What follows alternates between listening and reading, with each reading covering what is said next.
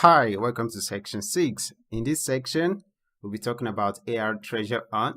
What is ARTreasureHunt? The idea and features we're building and the tools needed to get it done.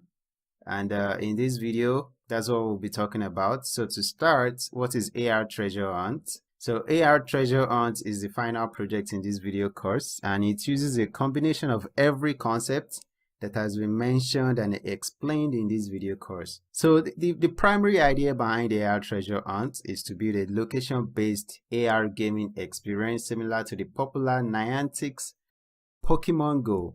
So ideas and features that we're building on is a location or destination-based AR game. So players will look for treasures around them and go to locations shown on the map to collect these treasures. They can also drop their own treasures for other players to collect as well.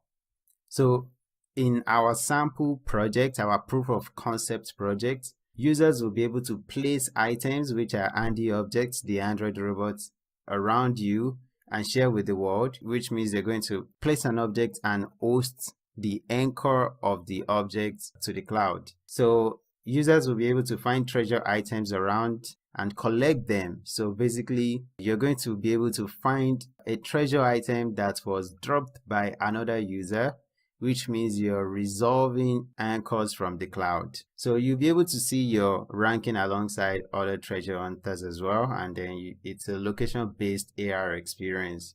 So the tools needed to get this done, we need AR, of course, for handling all this AR experience of the app alongside with SceneForm as well. We need Firebase. Firebase is basically an online database that simplifies the process of building backend for applications, mobile applications and web applications. So in our case, we'll be using Firebase for sharing locations, resolving cloud anchors, and updating the leaderboard. We'll also need Google Maps for locating the treasure points around you and, probably meeting new users.